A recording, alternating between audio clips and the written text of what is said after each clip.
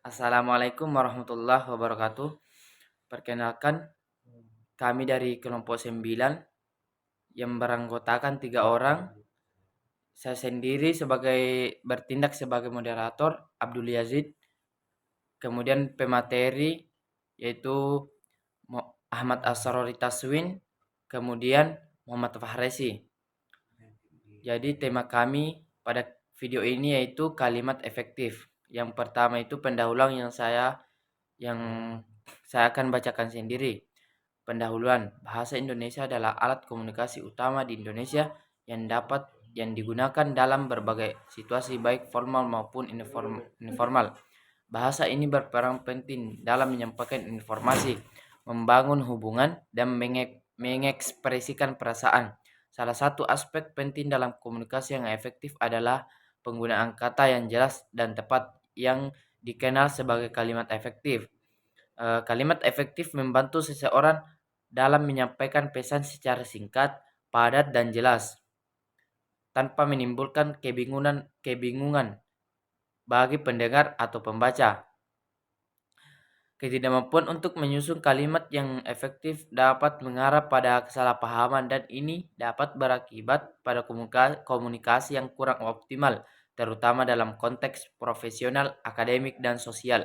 Oleh karena itu, penting bagi kita untuk memahami apa itu kalimat efektif serta bagaimana menyusunnya dengan baik. Bagian A, jenis kalimat efektif. Jenis kalimat efektif dibagi menjadi 3. Yang pertama, kalimat deklaratif atau kalimat yang menyatakan informasi atau fakta. Contohnya, saya suka membaca buku. Fungsinya, memberikan pertanyaan atau informasi tanpa pertanyaan atau perintah. Kedua, kalimat interrogatif. Kalimat yang digunakan untuk mengajukan pertanyaan. Contohnya, apa kabar? Apa kabar kamu hari ini? Fungsinya untuk meminta informasi atau klarifikasi dari orang lain. Yang ketiga, kalimat imperatif. Kalimat yang memberikan perintah atau permintaan. Contohnya, tolong antar saya ke stasiun. Fungsinya untuk mengarahkan atau meminta seseorang untuk melakukan sesuatu. B. Struktur kalimat efektif. 1. Subjek dan predikat yang jelas.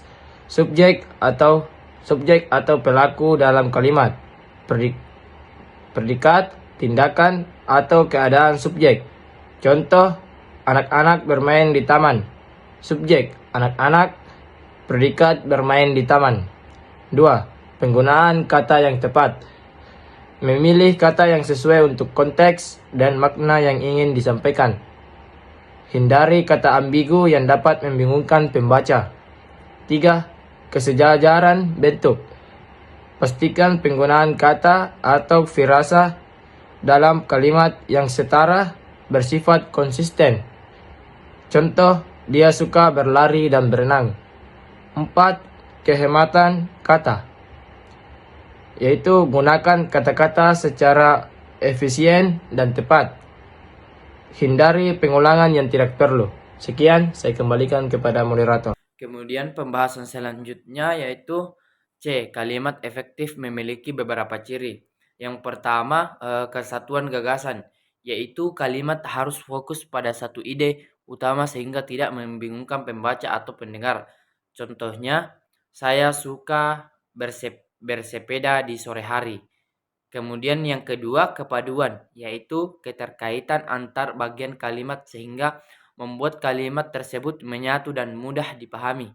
Yang ketiga yaitu kehematan, yaitu kalimat disusun dengan menggunakan kata-kata yang efisien dan tidak berlebihan. Kemudian yang keempat ini ketegasan, yaitu pesan dalam kalimat harus disampaikan secara jelas tanpa ambiguitas. Yang kemudian ini yang kelima, kelogisan, yaitu kalimat harus masuk akal dan tidak bertentangan dengan logika yang umum. Dengan memperhatikan ciri-ciri ini, seseorang dapat menyusun kalimat yang lebih efektif dalam menyampaikan pesan.